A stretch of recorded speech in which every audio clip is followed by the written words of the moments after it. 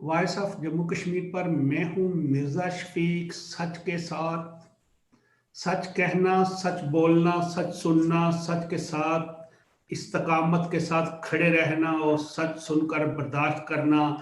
नहायत ही खटन है इस दौरे हाजरा में। पर इस वक्त भी कुछ लोग हैं जो सच की खातिर अपनी जान कुर्बान कर देते हैं, मगर सच को आंच नहीं आने देते। वो सच अपनी कौम की खातिर बर्दाश्त भी करते हैं और कौम को सच बताते भी हैं। मेरे प्रोग्राम में मेरे मेहमान हस्ब मामूल हस्ब रवायत chairman मुत्तहिदा Kashmir peoples national party जनाब सरदार शौकत अली कश्मीरी हैं। प्रोग्राम शुरू करने से पहले मैं अपने नाजरीन से इंतहाई मुअद्दब तरीका से माजरत चाहता हूं कि हम 2 दिन प्रोग्राम कुछ ज़ाती मामलात वजूहात की वजह से और कुछ और ऐसे टेक्निक मामलात थे जिसकी वजह से ना कर सके। मैं आप सब से माजरत चाहता हूं और इंशाअल्लाह उम्मीद रखता हूं कि आइंदा हम अपना प्रोग्राम एक तवातर से जारी रखेंगे। कुछ इब्तदाई मशाकिल होती हैं। उससे अगली बात यह है कि हमारा प्रोग्राम तो हालात हाजरा पे होगा। पाकिस्तान के सियासी हालात, मौजूदा सियासी सूरत हाल, मौजूदा वहाँ के जो मामले हैं और खासकर हमारा जो अपना हम जिस वतन से तल्लक रखते हैं उसके बारे भी हम इंशाअल्लाह हम मजीद कुछ बातें करेंगे। तो नाजरीन, इस वक्त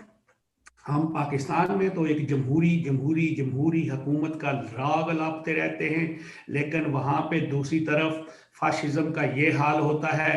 कि हम अपने सियासी नाकदीन को बर्दाश्त नहीं कर सकते। हम किसी उस सहाफ़ी को बर्दाश्त नहीं करते, वो सहाफ़ी जो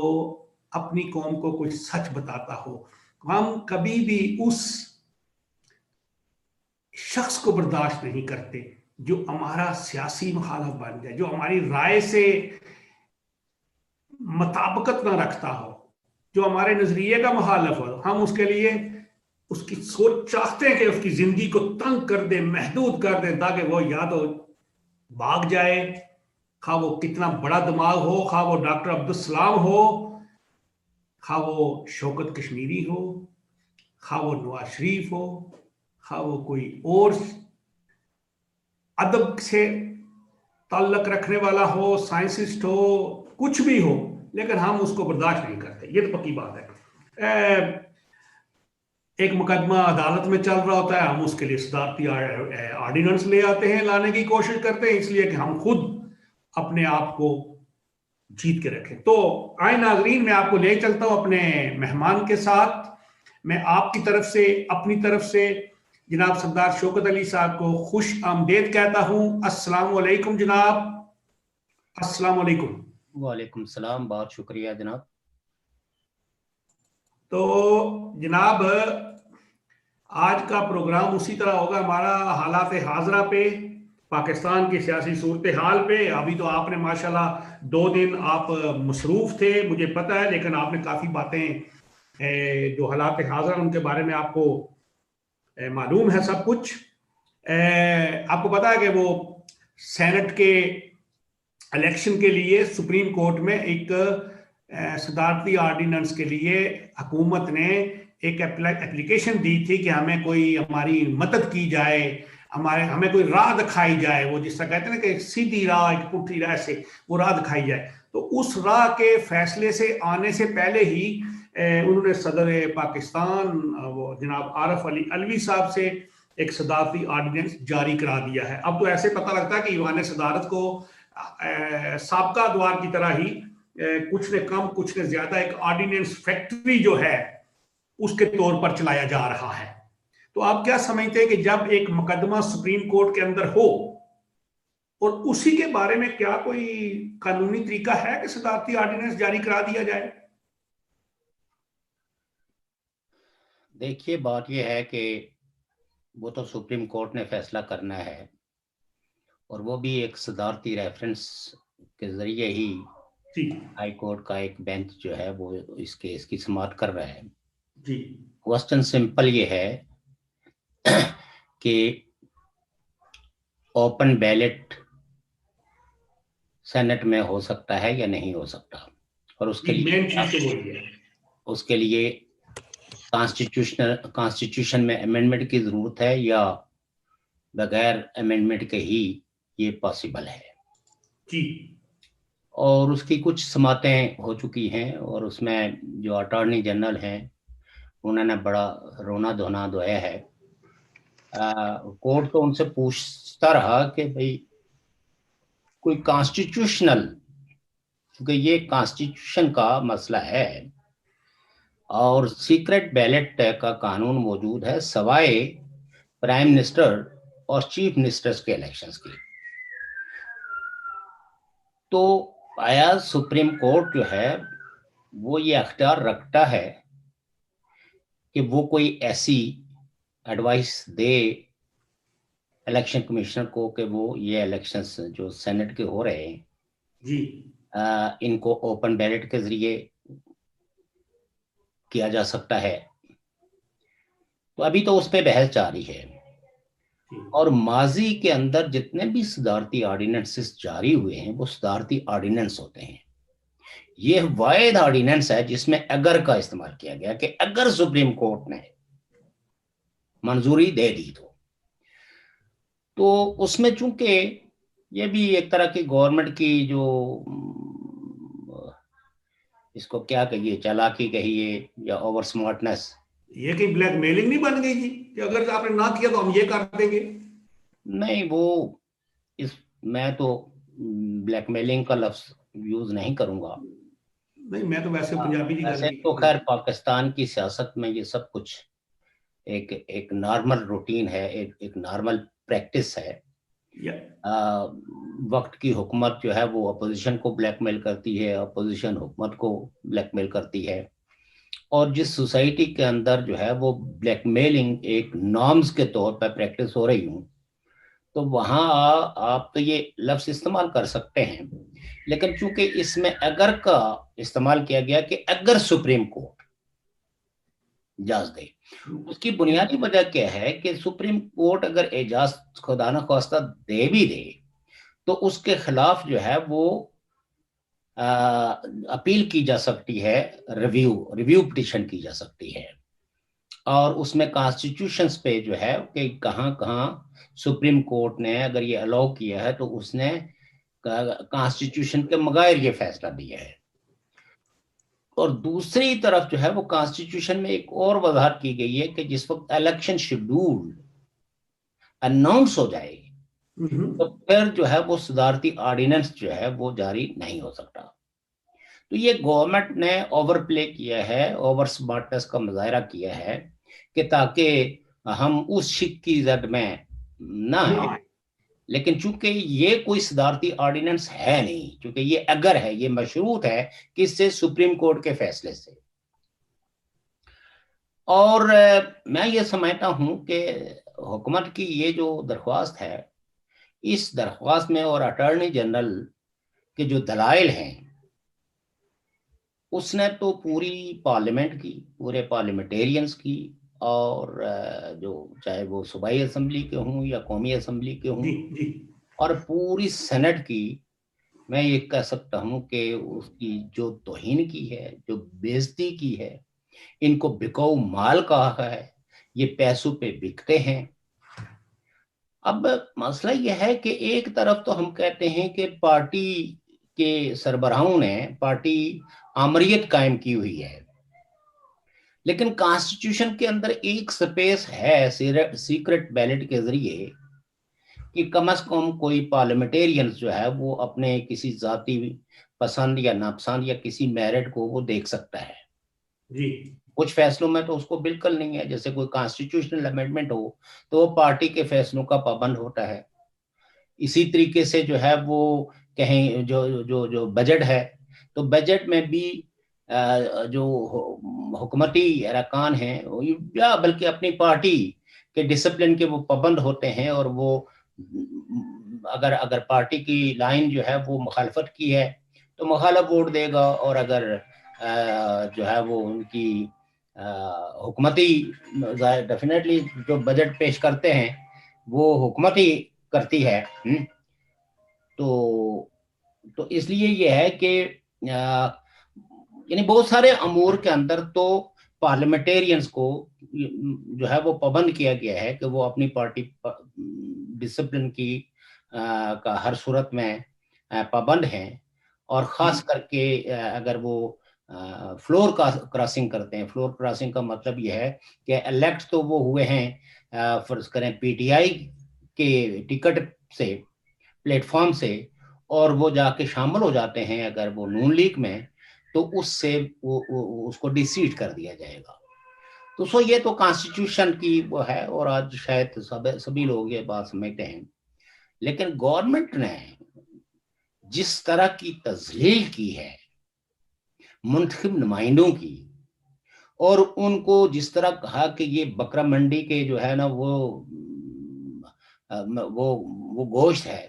جس کو کوئی بھی 4 پیسے جس کی جیب میں ہے وہ خرید سکتا ہے. تو اگر آپ کے اپنے اسمبلی ممبرانز کے بارے میں، یعنی جو کانسٹیٹیوشن، جن کے پاس کانسٹیٹیوشنل پاور ہے، جو اس قوم کا کوئی عمرانی معاہدہ لکھنے پہ قادر ہیں، جن کو کانسٹیٹیوشن کے اندر امینڈمنٹ کرنے اور کانسٹیٹیوشن کو اور زیادہ بیٹر بنانے کے جو لیگل اور کانسٹیٹیوشنل پاور ہے، تو اگر ان کے بارے میں جو سٹنگ گورنمنٹ ہے اس کا یہ رویہ ہے، تو میں یہ سمجھتا ہوں کہ جو باضمیر ایم این ایز ہیں تحریک انصاف کے، تو ان پہ تو اس کو پروٹیسٹ کرنا چاہیے. اور پھر جو اٹارنی جنرل نے جس طرح کے جو ہے نا ڈس گریسفل ورڈز استعمال کیے ہیں ایم این ایز کے لیے تو یا ایم پی ایز کے لیے، تو وہ بہت ہی میں سمجھتا ہوں کہ ایک شرمناک بات ہے. اور پاکستان کے منتخب نمائندوں کی جس طرح تذلیل جو ہے وہ اٹارنی جنرل نے اور موجودہ حکومت نے کی ہے، تو اس پہ تو میں سمجھتا ہوں کہ پی ٹی آئی کے ممبرانز کو انڈر پروٹیسٹ جو ہے وہ ریزائن کرنا چاہیے، کیونکہ اس وقت تو سب سے زیادہ شک و شبہ انہیں پہ کیا جا رہا ہے. اگر پی ٹی آئی کی حکومت کو امید ہو کہ کوئی اپوزیشن کے لوگ، جیسے فرض کریں کہ جب کل نو کانفیڈنس موو تھی سینٹ چیئرمین کے خلاف، تو اس وقت پی ٹی آئی نے یہ ضرورت محسوس نہیں کی کہ یہاں جو ہے وہ ووٹ جو ہے وہ اوپن ہونا چاہیے تاکہ دودھ کا دودھ اور پانی کا پانی ہو جائے.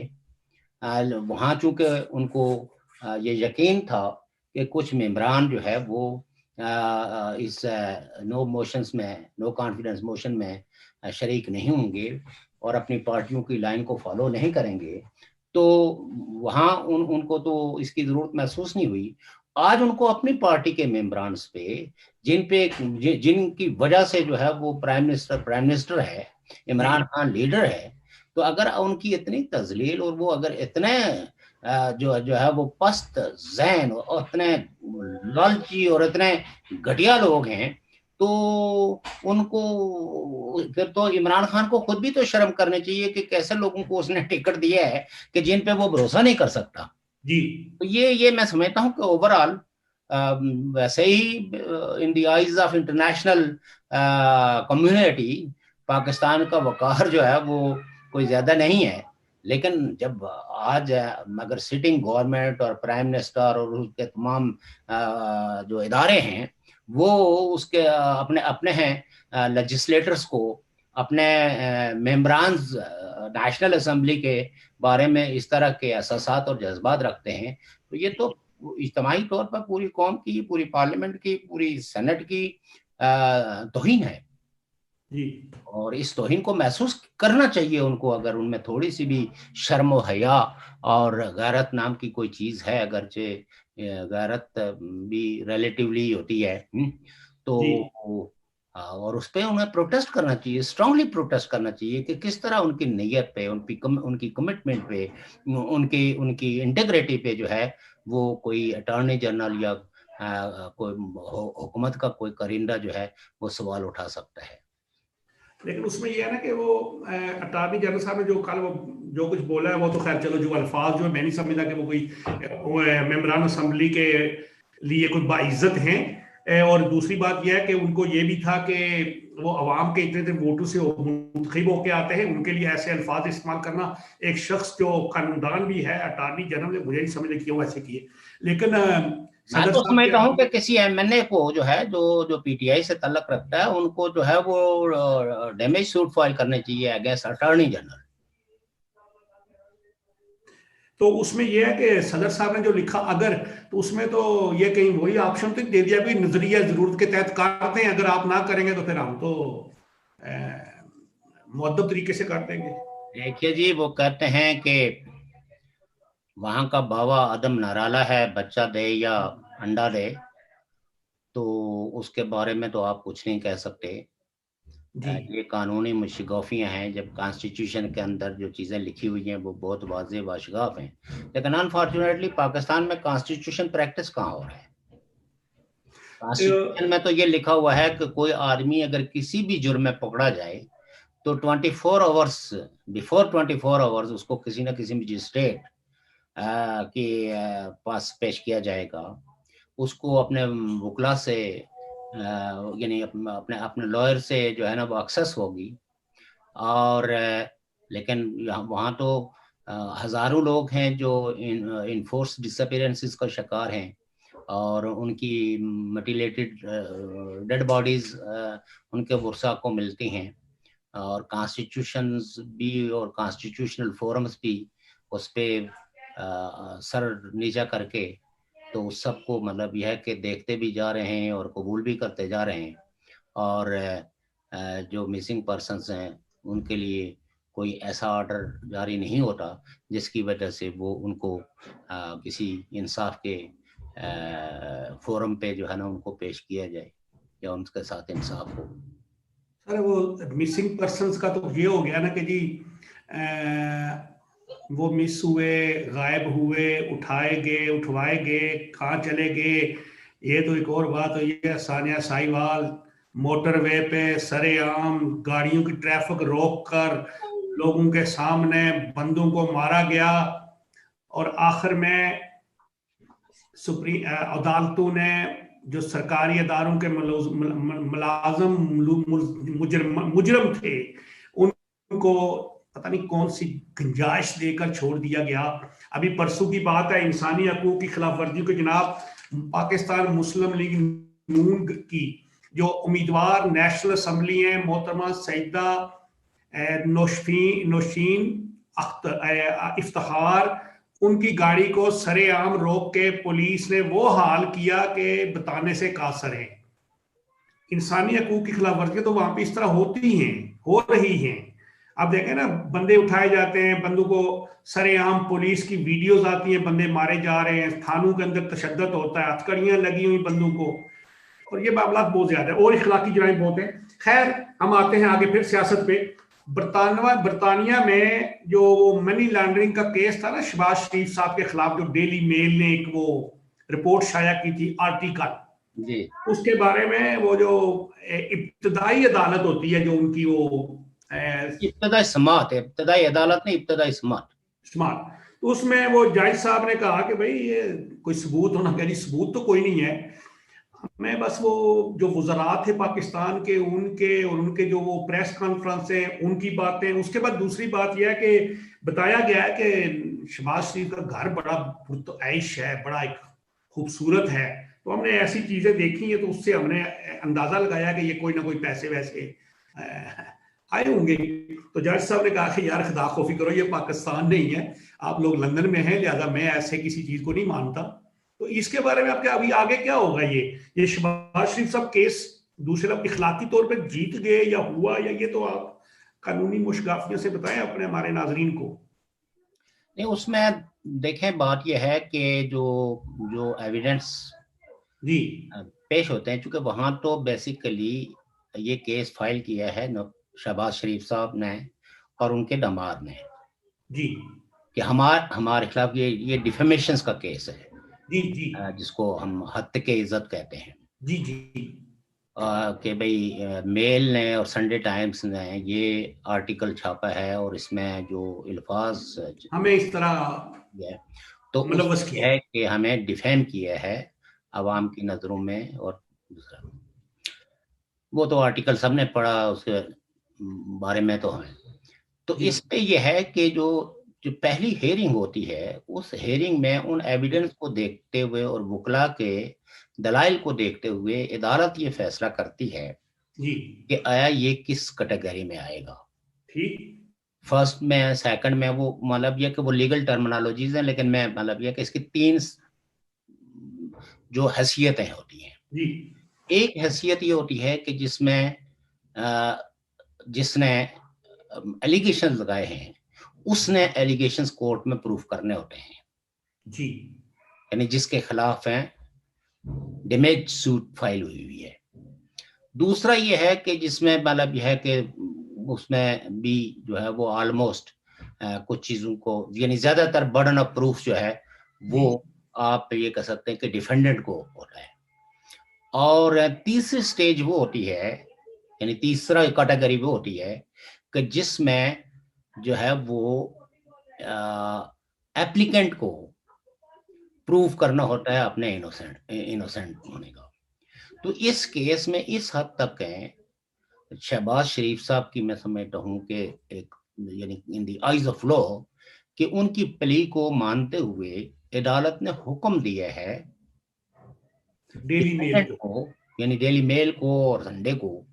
کہ آپ نے یہ جو ہے وہ پروف کرنا ہے جو ایلیگیشنز آپ نے اپنے آرٹیکلز میں لگائے ہیں.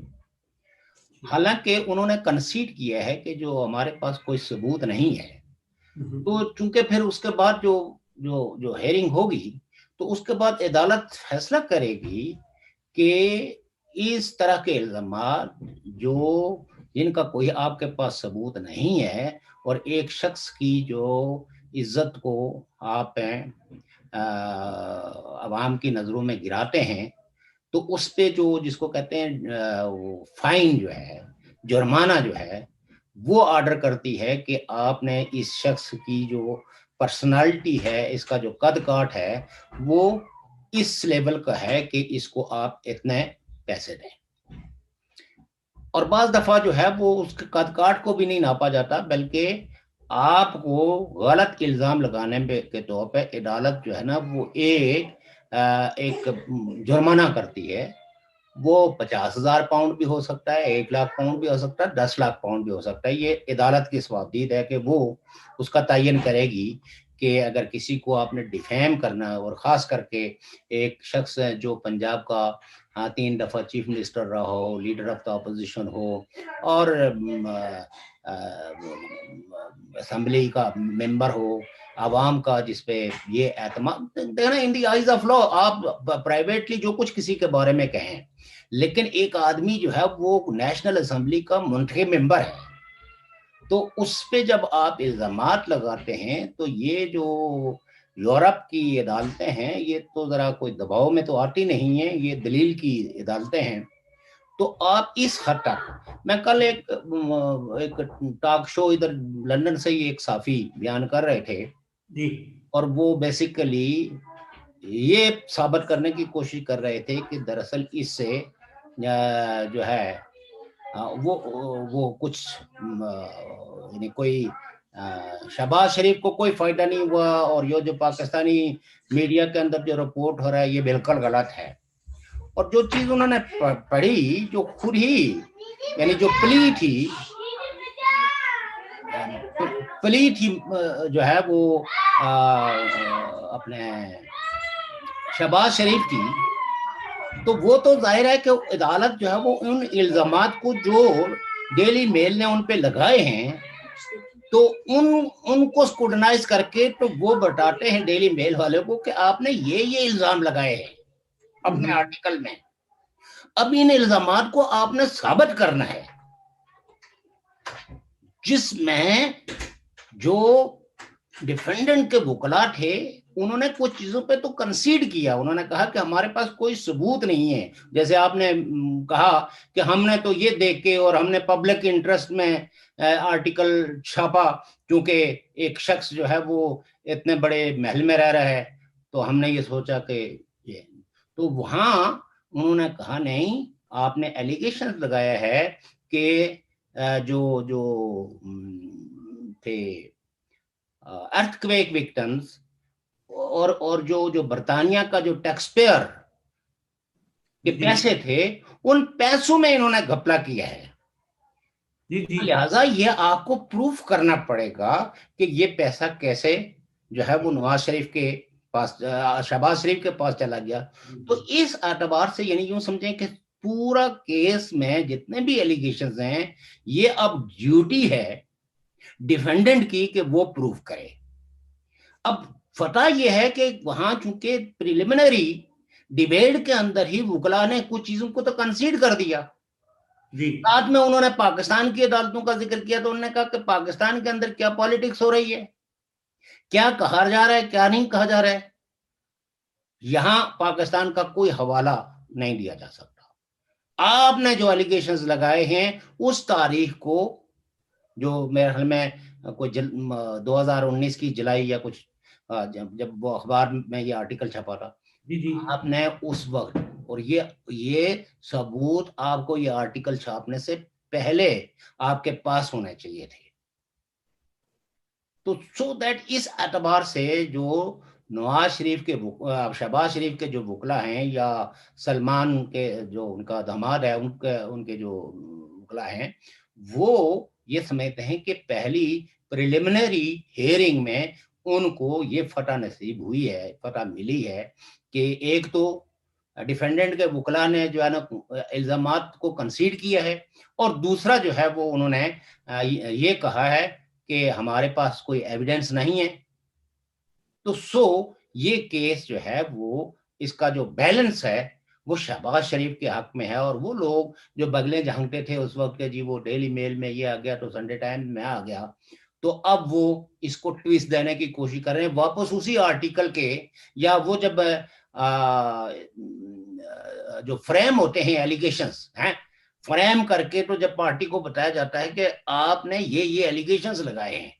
تو اب وہ ایلیگیشنز وہ پڑھ کے تو کہہ رہے ہیں کہ جی یہ عدالت نے وہ کیا. وہ تو جب آپ نے پٹیشن فائل کی ہے, ڈیمیجز پٹیشن فائل کی ہے, تو اس میں تو آپ نے مطلب سمری دی ہے ایلیگیشنز کی, وہ تو شہباز شریف نے دیا کہ اس آرٹیکل میں یہ ایلیگیشن انہوں نے ہم پہ لگائے ہیں اور جس کی وجہ سے ہماری جو ہے وہ شہرت داغدار ہوئی ہے. تو کہنے کا مطلب یہ ہے کہ اس میں کافی حد تک ہے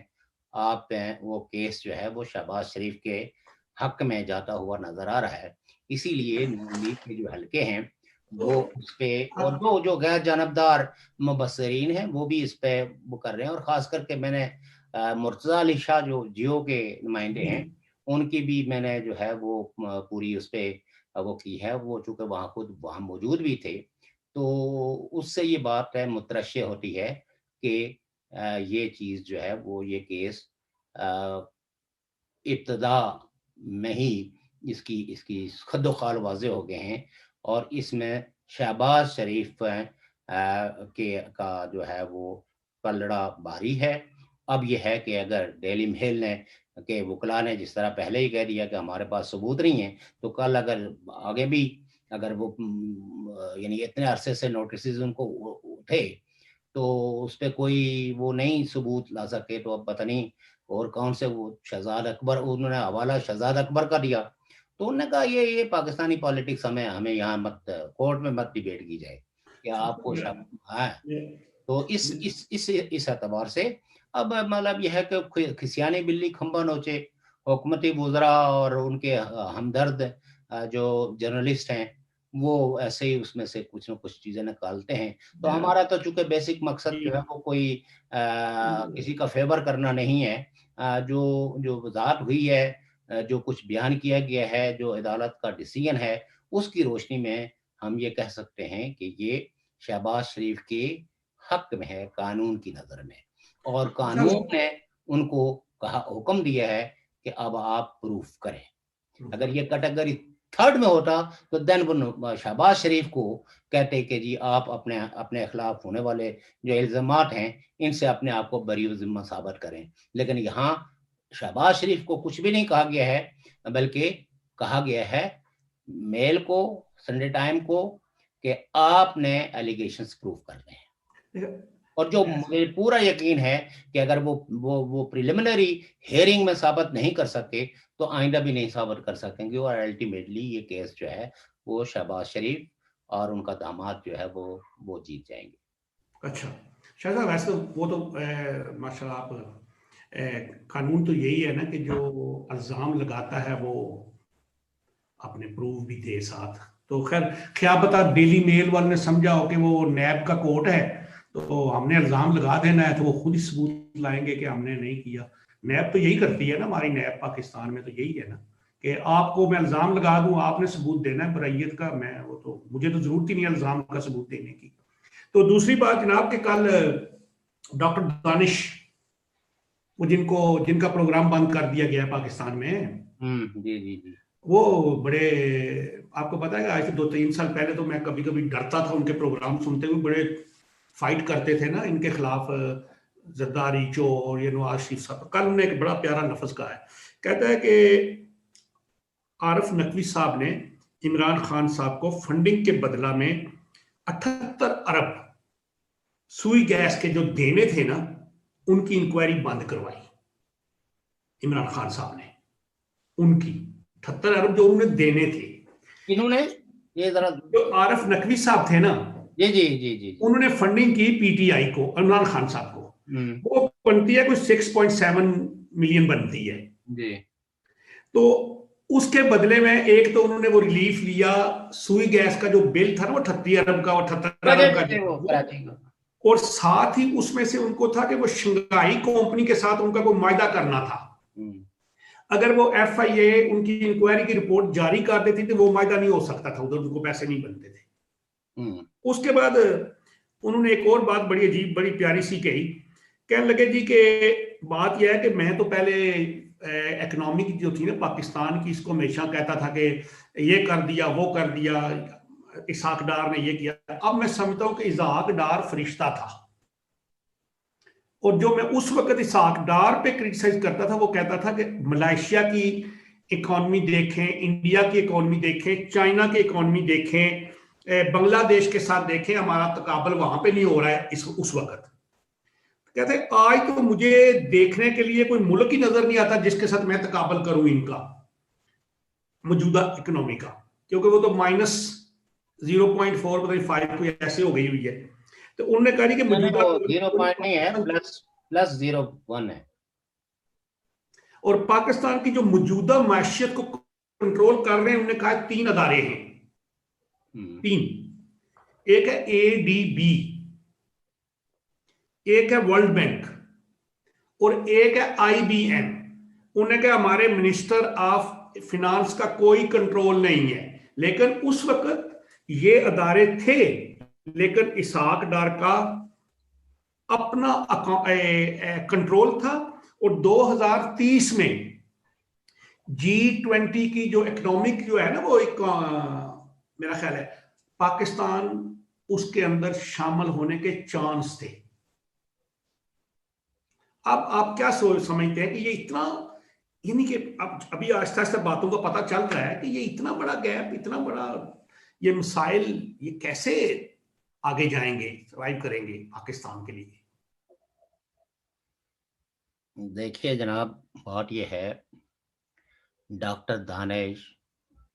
اور وہ شاہد مسعود اور یہ عارف حمید بھٹی پتہ نہیں کیا، اور وہ جو ہے نا جی جی ہاں ایک صحافت کے نام پہ ایک پورا ٹولہ تھا جو نواز شریف کو اوسٹ کرنے کے لیے اگر 4 بجے سے انہوں نے رونا شروع کر دینا تھا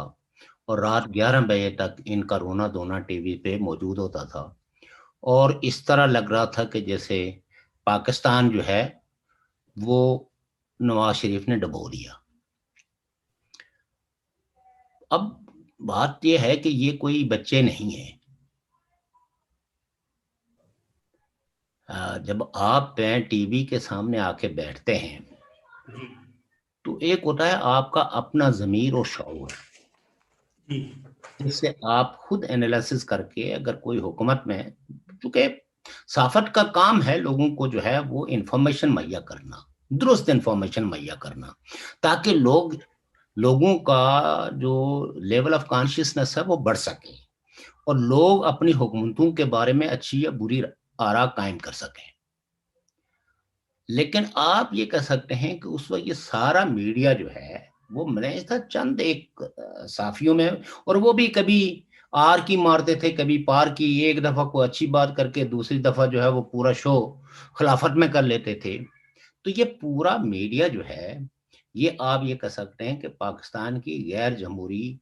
قوتوں، جس کو پاکستانی اسٹیبلشمنٹ کہتے ہیں یا جو فوجی جرنل کہتے ہیں، جو نواز شریف کا اور فوج کا جو تصادم تھا یا جو ٹکراؤ تھا یا جو اختلافات تھے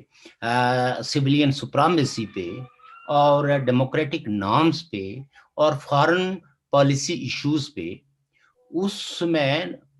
ان کی ڈیوٹی لگ گئی کہ اب آپ نے جو ہے وہ وداؤٹ اینی فل سٹاپ آپ نے اس حکومت کو پڑھ جانا ہے. اور یہ ایسی باتیں کرتے تھے کہ یقین جانے کہ اگر آپ ایک دفعہ کسی ایک اور خاص کر کے اسی ڈاکٹر دانش کا اگر ایک دفعہ میں اگر کبھی ہمت کر کے کوئی، تو ہارڈلی 5 یا 10 منٹ سن پایا ہوں گا،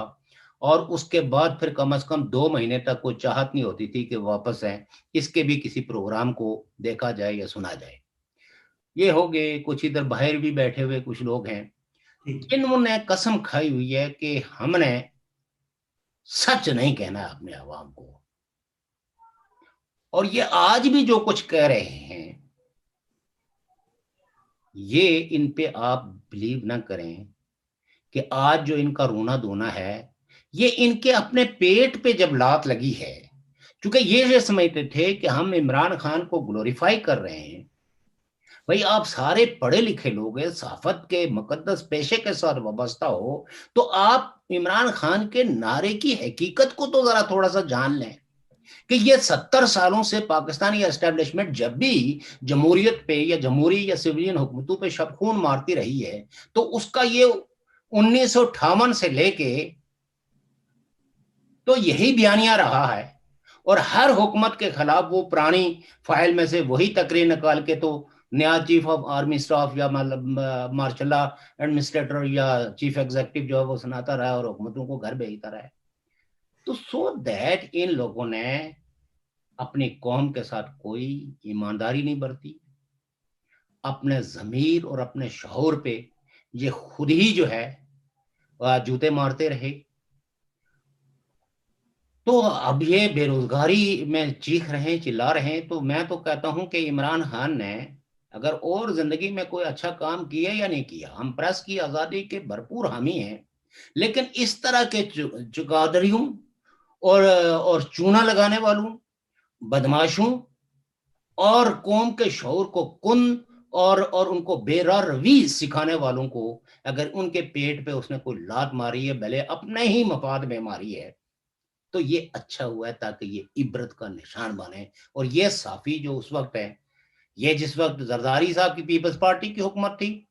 تو یہ روزانہ یہ سارے ایسٹرالوجسٹ تھے، پریڈکٹرز تھے جو پیشن گوئیاں کرتے تھے، انہوں نے کبھی اپنے عوام کو سچ نہیں بتایا. اور انفارچونیٹلی پاکستان کے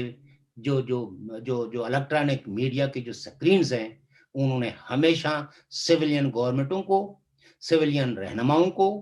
ان کے چہروں کو مسخ کرنے کے لیے یہ سکرینیں استعمال ہوئی ہیں. تو آج اسی کے جوتے ان کو پڑھ رہے ہیں، کیونکہ اس کو کہتے ہیں مکافات عمل،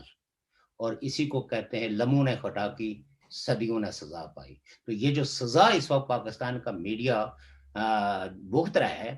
تو اس میں جہاں وقت کے حکمرانوں کی فاشسٹ رویے اور پالیسیاں ہیں، وہاں اس میں ان کا اپنا عمل دخل، ان کے اپنا عمال نامہ جو ہے وہ اس میں جو ہے وہ کنٹریبیوٹر ہے کہ ایک ان کی جو رزق پہ کوئی لات مار دے. چونکہ انہوں نے سویلین سپریمیسی کے نعرے کو، ان نے ڈیموکریسی کو، سویلین گورنمنٹ کے سپیس کو کم کرنے کے لیے جرنلوں کے ہاتھ مضبوط کیے، اور سویلین لیڈرز جن کے حق میں آپ ووٹ استعمال کرتے ہیں اور تمام تر مشکلات اور تمام تر پروپیگنڈے کے باوجود آپ اپنا لیڈر منتخب کرتے ہیں، اس کو ڈیفیم کرنے کے لیے یہ میڈیا ایک ٹول کے طور استعمال ہوتا ہے. ایسے ہی جیسے ہمارا مقدس مذہب اسلام جس کی تعلیمات جو ہے وہ یہ ہیں کہ اگر آپ نے اپنے پورے ایمان اور صدق دل اور ثبوتوں کے ساتھ کسی پہ الزام نہیں لگایا تو آپ نے غیبت کی, اور غیبت کرنے کا مطلب یہ ہوا کہ آپ نے اپنے سگے بھائی کا جگر چبا لیا. یہ اس مذہب کی تعلیمات ہیں, اور آج یہ حکمران جو ہے اس مذہب کو بطور ٹول استعمال کرتے ہیں, دہشت گردی کے لیے, فرقہ واریت کے لیے, انتہا پسندی کو فروغ دے کے, تو سویلین سپرمیسی کے سپیس کو کم کرنے کے لیے مکالمے جس سے کہ بحثیں ہوں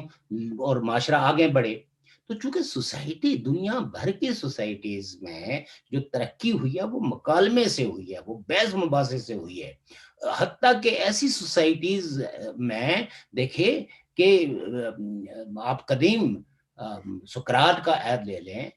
ارسطوٹل کا عہد لے لیں, آپ کانٹ کا عہد لے لیں, آپ برکلے کا عہد لے لیں, آپ کارل مارکس کا عہد لے لیں, تو ان سوسائٹیز میں اتنا پوٹینشل تھا کہ ان کی فلسفیکل اپروچ کو لوگ سکولوں میں, کالجوں میں, گلی محلوں میں عام بحث کرتے تھے, اور اس پہ کوئی کفر کے فتوے نہیں لگتے تھے. اسی طریقے سے اسلام کا جو گولڈن ایج جس کو کہا جاتا ہے, یعنی 10ویں صدی سے پہلے, تو وہاں تو مساجد میں بیٹھ کے لوگ خدا کے وجود اور عدم وجود پہ گفتگو کرتے تھے, اور جنات کے وجود اور عدم وجود پہ بات کرتے تھے, جنت اور دوزخ کے سوالوں پہ بحث کرتے تھے, فرشتوں کے وجود پہ بحث کرتے تھے. لیکن ہوا کیا بات کہ آپ نے ساری لائبریریاں جلا دی, آپ نے بحث مباحثے کے سارے دروازے بند کر دیے, اور آپ نے ایک نیریٹو بلڈ کر دیا. اور وہ جہاد جو غربت کے خلاف تھا, جو جہالت کے خلاف تھا, جو تعصب کے خلاف تھا, جو قبیلائی بالادستی کے خلاف تھا, جو فرقہ وارانہ ہمانگی کے لیے تھا, ایک دوسرے کی شخصیتوں کے احترام کے لیے تھا, آپ نے اس جہاد کو جو ہے قتل و غارت گری کے لیے جو ہے استعمال کرنا شروع کر دیا. اور اسلام کے ان مقدس اصولوں کو جو انسانیت کی بقا تھے, جو انسانوں کے وجود اور اس کی ضرورتوں کے تعین کے حوالے سے بحث مباحثے کے دروازے کھولتے تھے, آپ نے وہ سارے دروازے بند کر کے تو صرف القتال کے نعروں کو فروغ دیا. تو الٹیمیٹلی ان نعروں نے کس کو کھایا؟ آپ کی اپنی سوسائٹی نے کھایا. اور اگر اس کے اڑوس پڑوس پہ کوئی اثرات مرتب ہوئے ہیں تو آپ دیکھیں اڑوس پڑوس کے اندر بھی یہ آگ لگی ہوئی ہے. چونکہ اثرات جو ہے آج کے کہتے ہیں کہ کسی ایک گاؤں میں اگر نیکی پھیلتی ہے تو اس کے اثرات 36 جو گردنوا میں گاؤں ہیں اس پہ پڑیں گے, اور اگر ایک گاؤں میں کوئی برائی پھیلتی ہے تو اس کے منفی اثرات جو ہے وہ ارد گرد کے 36 موضوعات میں پڑتے ہیں, اور پھر الٹیمیٹلی ان 36 موضوعات سے وہ برائی ٹریول کرتے کرتے جو ہے وہ بین الاقوامی محاذوں پہ آ کے جو ہے وہ پھیلنا شروع ہو جاتی ہے. تو یہ جو ہے جو کچھ پاکستان میں ہوا ہے, اور ہماری بدقسمتی, ہمارے جو کشمیری وہ اکثر نیریٹو, یعنی ان کا مطلب یہ ہوتا ہے کہ اگر آپ جہاں رہتے ہیں وہاں کی کسی برائی کو, وہاں کے کسی تشدد کو, وہاں کے کسی ظلم کو, وہاں کی کسی زیادتی کو ایکسپوز کریں تو وہ آپ کو پابند کرتے ہیں کہ آپ اسی طرح کی زیادتی کا, یعنی وہ اسی طرح کی باتیں جو ہے وہ افغانستان کے بارے میں بھی کریں, وہ آپ ہندوستان کے بارے میں بھی کریں, وہ آپ رشیا کے بارے میں بھی باتیں کریں. تو سوال یہ پیدا ہوتا ہے کہ دنیا کی جو سچی قوم پرستی ہے وہ یہ ہے کہ جو جہاں جس کا غلام ہے اس کو سب سے پہلے اپنی آزادی کے لیے اٹھ کھڑا ہونا چاہیے. ایک غلام دوسرے غلام کو دوسرے کی غلامی میں اس کی مدد تبھی کر سکتا ہے کہ وہ اپنی غلامی کی زنجیریں کاٹے. اگر وہ اپنی زنجیروں کو کاٹے بغیر کہیں اور کسی اور طرف موو کرتا ہے تو اس کا مطلب یہ ہے کہ وہ اپنے معاشرے کے اندر ایک کمپرومائزڈ انسان ہے. تو یہ کچھ طرح طرح کی جو ہے وہ بلائیں ہمارے معاشرے میں پیدا ہو گئی ہیں کہ جن کو کوئی عقل کی بات سمجھ میں نہیں آتی. یعنی جو خود ہے, فرض کریں کہ ایک آدمی ہے جو جینڈس کا شکار ہے, اور اس کو کہا جائے کہ بھئی اس کا علاج کیا جانا چاہیے، تو وہ یہ کہا کہ میرے جینڈس کا علاج کرنا وہ ہے، وہ پار ہندوستان میں بھی جینڈس کے بے شمار مریض ہے، وہاں کے بارے میں کیوں نہیں بات؟ اگر کوئی ہندوستان سے یہ کہے تو پھر تو بات سمجھ میں آتی ہے. فرض کریں سری نگر سے کوئی یہ کہے کہ آپ نے کوئی ہمارے بارے میں بات نہیں کی ہے، تو وہ بات تو سمجھ میں آتی ہے. لیکن جو مظفر آباد کے اندر گزشتہ 25 سالوں سے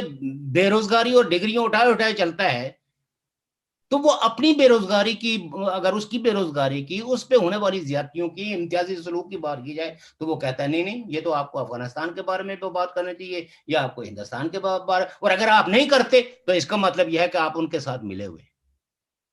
یہ آپ دیکھ لیجئے کہ ایسے پاگل ہماری سوسائٹی میں جنم لیا. اور وہ ایسا نہیں ہے کہ وہ صرف کوئی وہ اس معاشرے میں، وہ ٹریول کر کے ادھر باہر بھی آئے ہوئے ہیں،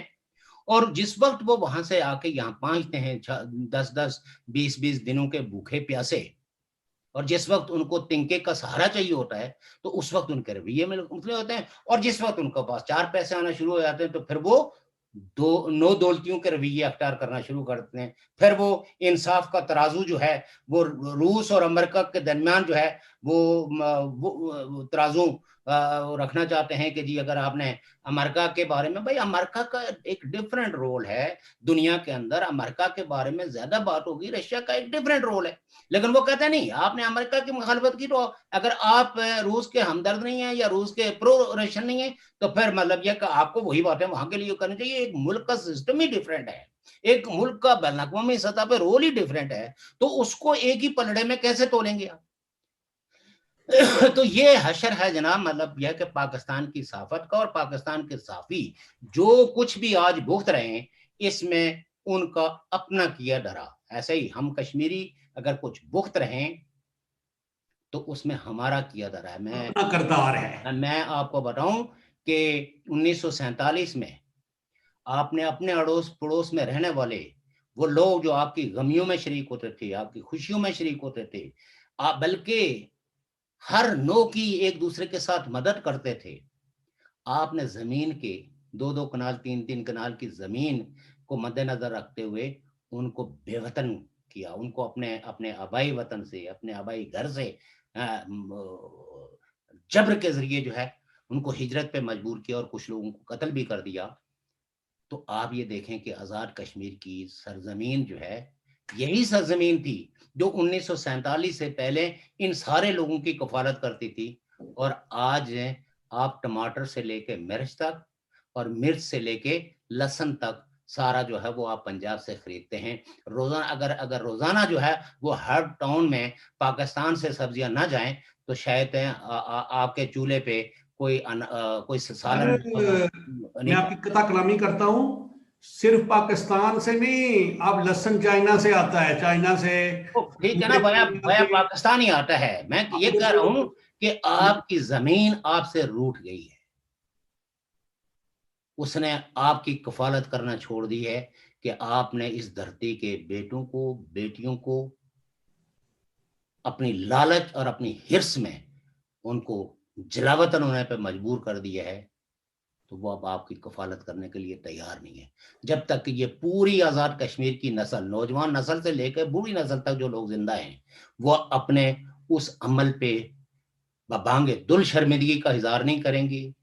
معافی اپنے کیے کہ نہیں مانگیں گے. تو اب آپ دیکھیے وہ جو ہمارا ایک وہ روتا ہوا وزیر اعظم ہے، وہ کہتا ہے میں آخری وزیر اعظم ہوں. ادھر حامد میر خان صاحب نے جو ہے وہ بھی ایک صحافی ہیں اور بڑے پاکستان کے مقتدر صحافی ہیں، انہوں نے کہا کہ جی عمران خان کو تو 5 اگست سے پہلے فاروق حیدر کو بلا کے بتا دیا گیا تھا کہ ہندوستان یہ کرنے جا رہا ہے، اور ہم پھر آزاد کشمیر کو بھی اور گلگت بلتستان کو بھی انیکس کریں گے. اور فاروق حیدر نے بجائے جا کے کشمیری قوم کو اس کنسپریسی سے، اس سازش سے آگاہ کرتے کہ آپ کے ملک کے حصے بکھرے کیے جا رہے ہیں، تو انہوں نے روتے روتے کہا کہ میں آخری وزیر اعظم. कुर्बान जाऊं, सदके जाऊं, तू अगर नहीं वजीर आजम होगा तो कौन सी आज़ाद कश्मीर के लोगों का कोई रिस्क बंद हो जाएगा, या उनकी हिजरत बंद हो जाएगी हैं, या उनकी जलावतनियां खत्म हो जाएंगी। तो कहने का मतलब यह है कि हम एक कंप्रोमाइज माशरे के अंदर रहते हैं कि जहाँ हर सच पे कंप्रोमाइज है और हर झूठ को हमने जो है वो सीने से लगाया हुआ है, और उस झूठ को हम सीने से लगा के उसे प्यार करके तो माशरे में चल रहे हैं। और इसी वजह से हमारे माशरे में अक्सर लोगों के लिए कहा जाता है कि ये जिंदा लाशें हैं, इनसे किसी किस्म की कोई तवक्को नहीं की जा सकती। तो लिहाजा हम चाहते हैं कि जिन लोगों का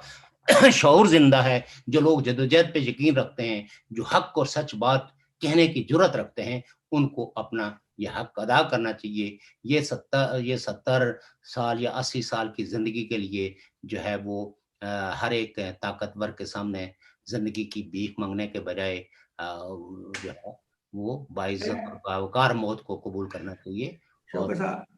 कई दफ़ा ऐसा होता है कि पाकिस्तान का जो मीडिया है ना, अजीब अजीब सी बातें होती हैं, तो बहसीत जमहूरी ख्यालात रखते हुए मुझे शर्म भी आती है कई बातों की, लेकिन वहाँ पे हम सुनते हैं, देखते भी हैं। वज़ीर आज़म पाकिस्तान ने कोटली में खिताब के दौरान एक बात कही थी कि अगर कश्मीरी हमारा साथ दें तो उनको क्या कहते हैं, आज़ादी दे देंगे। हमारा साथ दे दे पहले, यानी पहले हमारे साथ वो पहले निकाह करें, बाद में तलाक ले लें। यानी लड़की ये कह रही है कि पहले लड़का निकाह करे फिर बाद में तलाक दे दे। तलाक अगर कश्मीरियों ने देनी है तो लड़का कश्मीरी हो गए ना जी। देखिए जी, हम ये अच्छा चलो जो भी हो गया, तलाक बाद में देनी है। बात ये है कि मैंने पिछली दफा भी आपके प्रोग्राम में ये कही थी, और ये तो अब उसकी तोजियात की जा रही है ना। वहां इमरान खान ने 2 बातें कही हैं। उन्होंने कहा कि रेफरेंडम हो तो अगर कश्मीरी आज़ाद रहना चाहें तो हमें कोई एतराज़ नहीं है, और अगर पाकिस्तान से मिलेंगे तो हम इनके साथ बेहतर जो कॉन्स्टिट्यूशनल एग्रीमेंट करेंगे। लेकिन उस पे मैं देखें, मतलब यह है कि बाद लोगों की जो जहालत पे मुझे बड़ा तरस आया, और ख़ास करके मौलाना फजलुर रहमान जैसे एक जो कश्मीर कमेटी के सरबराह भी थे, और जो बड़े जहांदीदा सियासतदान हैं, जो खित्ते की सियासी सूरत हाल पे काफ़ी उनकी नज़र है, वो कल ये बयान दे रहे थे कि देखो जी, ये जो मसला कश्मीर है ये बर्रसगीर की तकसीम का हिस्सा है। यानी जिनके आबा अजदाद ने 2 कौमी नजरिया नहीं माना, वो आज मेरे वतन को अपने मुल्क के अंदर जम करना चाहते हैं, उस कौमी नजरिए को जिसमें जिनके उलमाए देवबंद और बड़े मुक्तदर उलमा मौलाना हुसैन अहमद मदनी जैसे रहनुमाओं ने 2 कौमी नजरिए की मुखालफत की, और उन्होंने कहा कि ऐसा कोई नजरिया है ही नहीं और इस्लाम में इसकी कोई गुंजाइश नहीं है। वो कल सलीम सहाफी के साथ जो है वो इंटरव्यू दे रहे थे, और फिर उन्होंने कहा कि जी कश्मीर मतलब किसी ये जो 556 जो रियासतें हैं जो प्रिंसली स्टेट्स थी, इनमें से किसी को आज़ाद रहने का हक ही नहीं था। इनके पास सिर्फ 2 चॉइसेस थी, या हिंदुस्तान के साथ शामिल हूं या पाकिस्तान के साथ, और उसमें आबादी का जो अकीदा है वो देखा जाएगा कि मेजोरिटी अकीदा के लोग अगर मुसलमान हैं तो वो पाकिस्तान के साथ होंगे, और अगर हिंदू हैं या नॉन मुस्लिम्स हैं तो वो इंडिया के साथ जाएंगे। हालांकि पार्टीशन प्लान और एक्ट 1935 और इंडिया इंडिपेंडेंट एक्ट में तो प्रिंसली स्टेट्स के बारे में ये अलग कहानी है कि कंस्पायरेसी दबाव के तहत मतलब मुख्तलिफ तहरीज और तगरीज के साथ जो है वो रियासतों को या तो हिंदुस्तान के साथ शामिल किया गया या पाकिस्तान के साथ शामिल होने के लिए उन पर दबाव डाला गया। लेकिन बात यह है कि ये कोई इनका लीगल राइट भी नहीं था, और बरतानवी हिंद की तकसीम के एजेंडे के अंदर इन रियासतों के बारे में ये नहीं था, बल्कि इन रियासतों के हुक्मरानों को ये अख्तियार दिया गया था कि वो अपनी रियासतों के बारे में जो भी फैसला करेंगे वो अपने फैसले में आज़ाद है। वो चाहें तो आज़ादी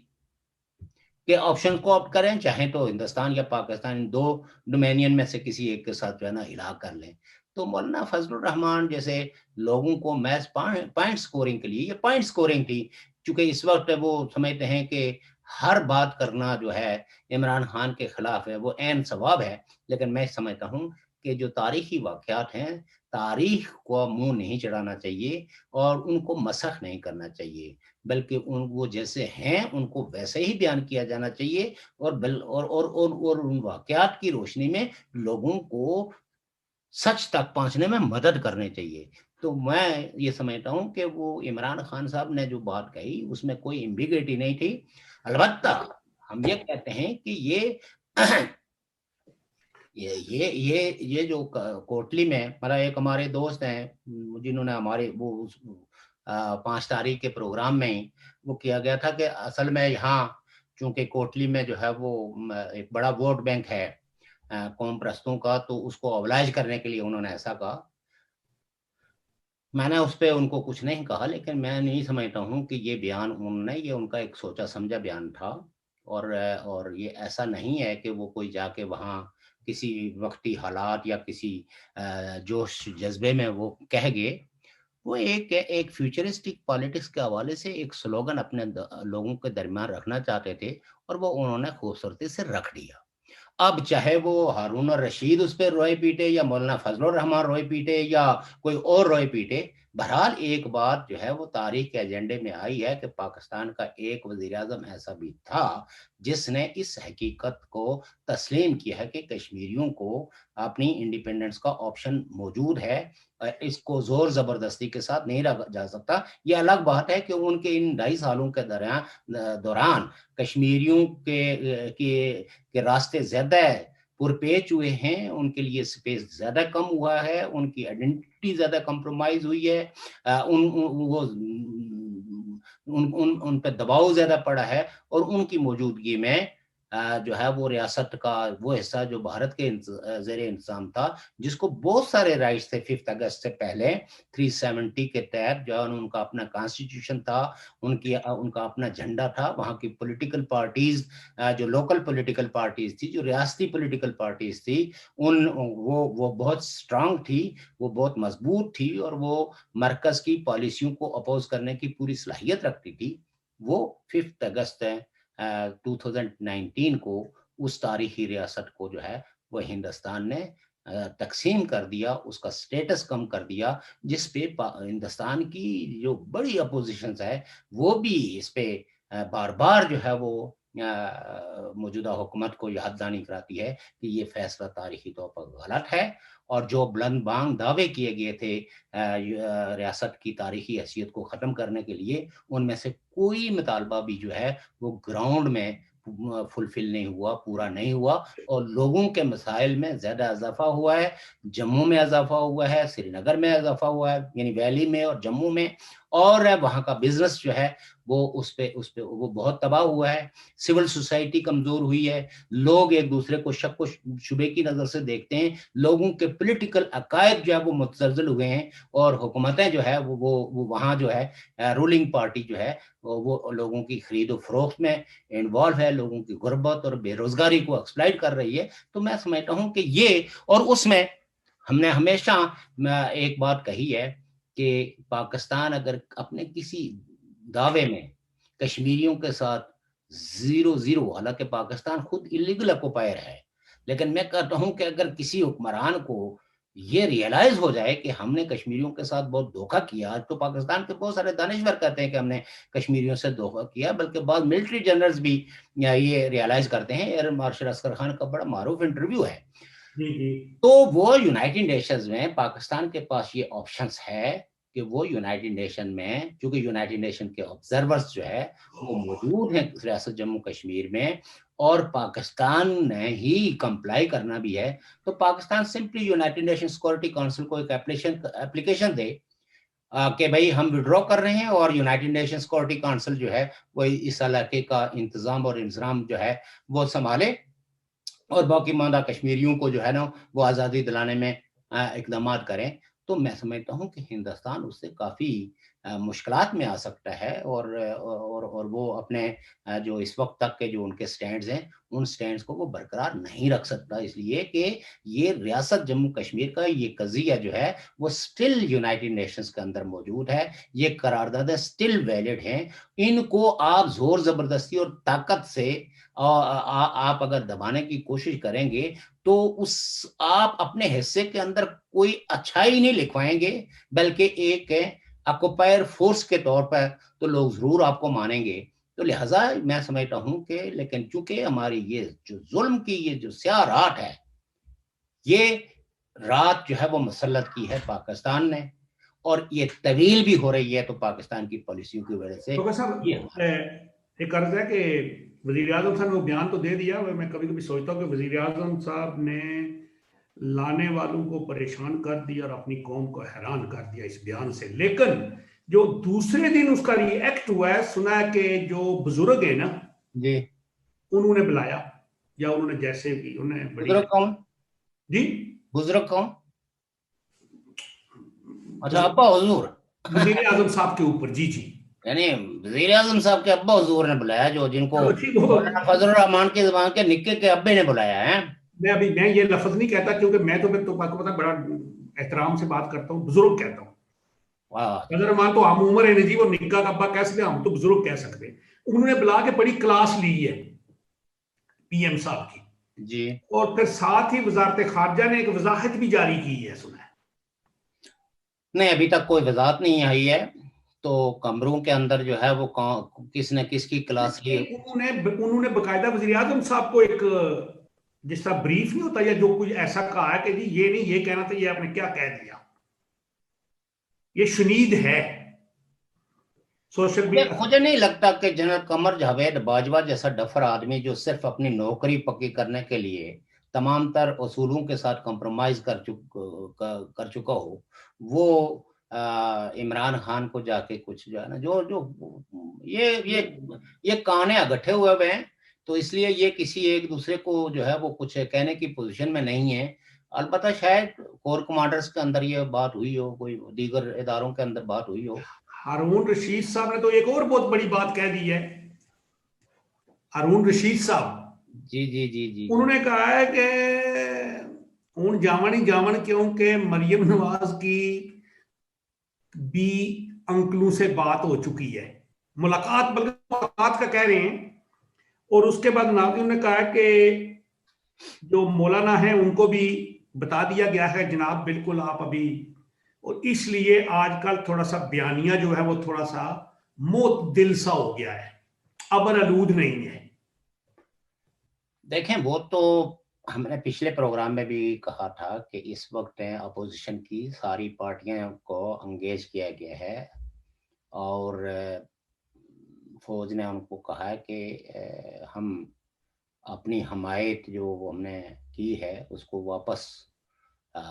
لے رہے ہیں، اور ہمیں ننگ سیٹا جائے، اور کل آئی ایس پی آر کی جانب سے بھی اب جو کیا سرائیاں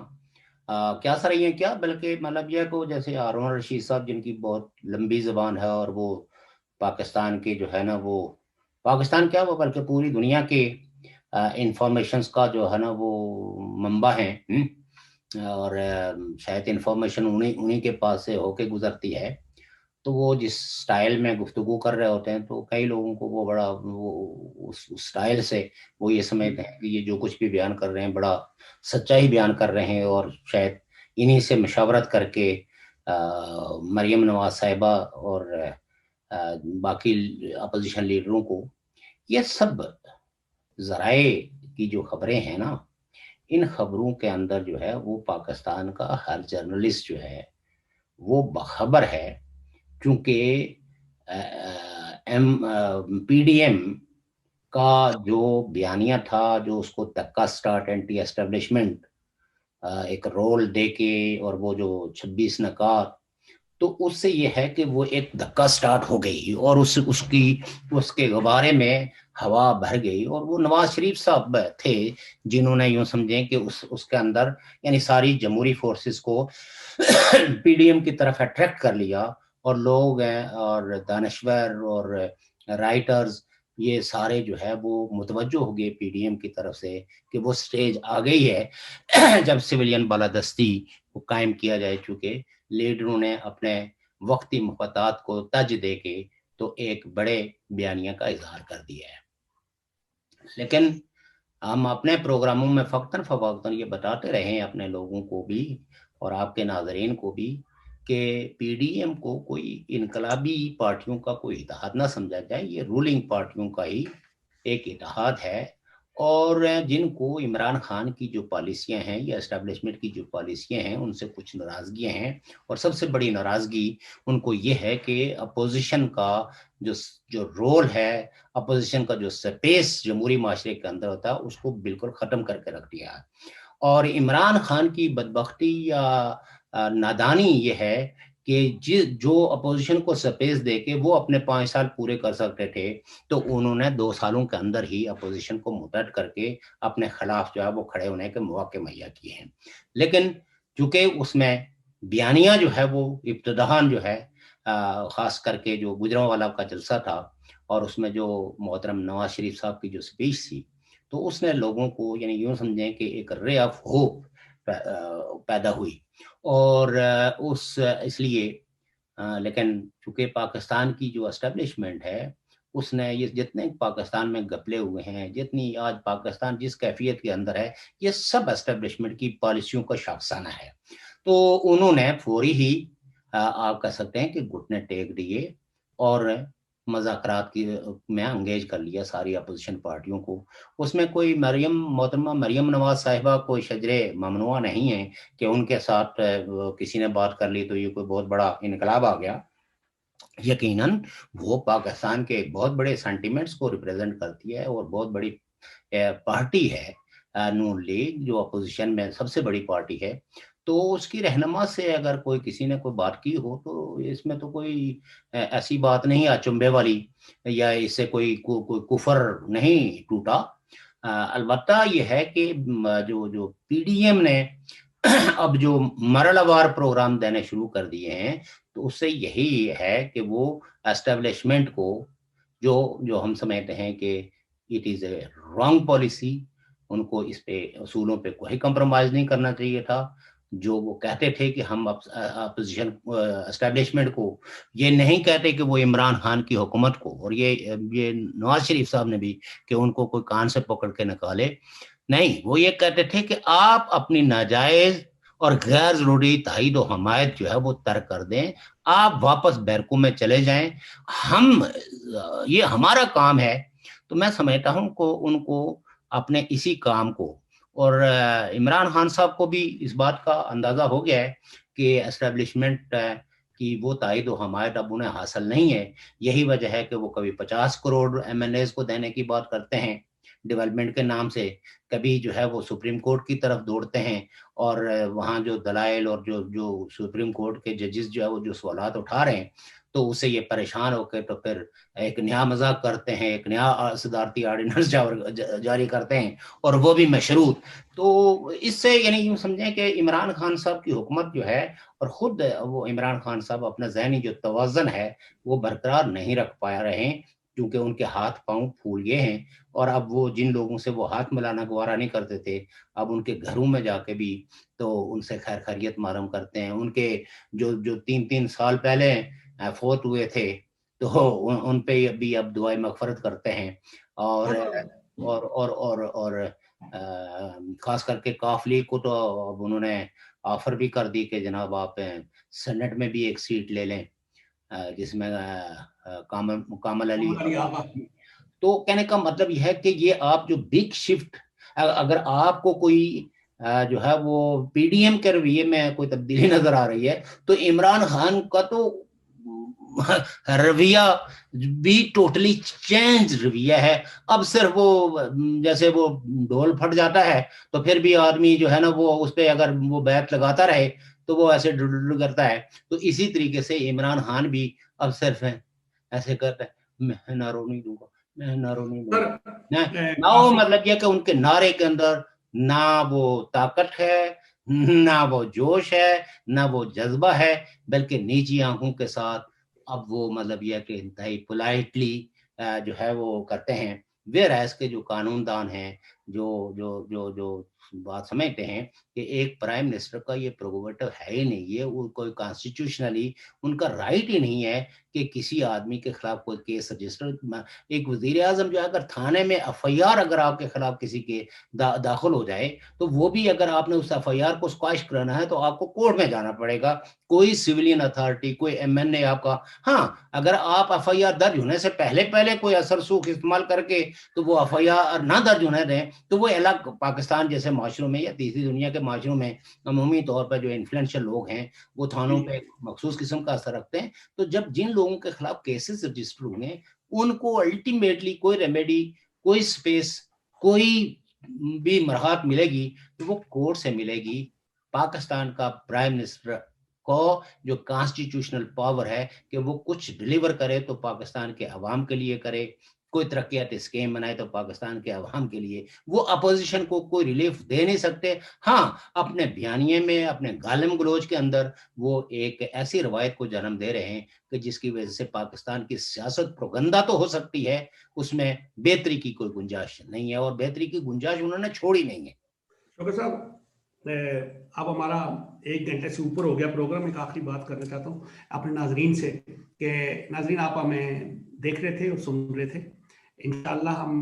کوشش کر رہے ہیں کہ آئندہ اپنے پروگرام کو بہتر انداز میں پیش کر سکیں اور آپ سب کو معلومات بھی دے سکیں. آپ ہمارے چینل کو سبسکرائب بھی کیا کریں، لائک بھی کیا کریں، شیئر کیا کریں اپنے دوستوں کے ساتھ. اور اگر آپ کا کوئی سوال ہو، کوئی مسئلہ ہو تو آپ ہمیں واٹس اپ کر سکتے ہیں. آج ہمارے ایک شکیل صاحب ہیں، انہوں نے وہ ٹریڈ کا کام کرتے تھے کشمیر کے دونوں طرف، تو انہوں نے ہم سے کچھ بات کیا تو میں نے ان کو بھی کہا کہ انشاءاللہ ہم دیکھیں گے، آپ ہمیں بتائیں تو ہم آپ کی باتیں بھی سنیں گے اور شوکت صاحب سے آپ کے مسائل کے بارے میں بھی کچھ گفتگو کریں گے. اس کے بعد کل میڈیا کی بات یہ ہے کہ پرسوں ایک سندیلا صاحب کوئی ایسے تھے، ان کے چینل پہ ریحام خان بیٹھی ہوئی تھی، تو وہ فرمانے لگے کہ وزیر اعظم صاحب بڑے معتدل مزاج ہیں، ان کا مزاج کبھی تبدیل ہوتا رہتا ہے. تو اس نے پوچھا جی وہ کیسے؟ انہوں نے کہا جی وزیر اعظم صاحب نے مجھے بتایا تھا کہ میں پہلے جمائمہ کی جو بڑی ستیلی بہن تھی نا اس سے شادی کرنا چاہتا تھا اصل میں. تو ہوا یہ کہ وہ جمائمہ کے بھائی کو میں نے بلایا پاکستان میں وزٹ پہ، تو وہ اپنی گرل فرینڈ کے ساتھ اور جمائمہ کو بھی ساتھ لے آئے. تو جب جمائمہ کو لے آئے تو ہم وہ سفاری میں گئے، صحرا میں گھومنے پھرنے کے لیے، دن کو بہت آگے پیچھے. تو میں نے دیکھا کہ جو جمائمہ ہے یہ اور میچور ہیں، تو پھر میں نے ان سے یعنی کیا کہتے ہیں راہ و رسم بڑھا لیے. تو خیر یہ وزیر اعظم صاحب کا معاملہ ہے، اور وزیر اعظم صاحب ویسے بھی خوش خوراک بھی ہیں اور پیار محبت میں بھی بڑے مطلب رنگین بھی ہیں. تو اللہ تعالیٰ انہیں مزید طاقت بخشے. اور میں آپ ناظرین سے اب اجازت لیتا ہوں، آپ کی طرف سے، اپنی طرف سے جناب شوکت کشمیری صاحب کا شکریہ ادا کرتا ہوں. اور اگلے پروگرام تک ہم انشاءاللہ ایک دوسرے کو خدا حافظ کہتے ہیں، اور ہم جو اگلا پروگرام ہوگا اس میں حالات حاضرہ بھی ہوں گے اور آزاد کشمیر کے بارے میں بھی کچھ ایسی چیزیں ہوں گی جو بالکل آپ کو بتانا ہمارے لیے ضروری ہے. شوکت صاحب شکریہ آپ سب کو آپ کا ہمارے ناظرین کی طرف سے اللہ حافظ، خدا حافظ. بہت شکریہ.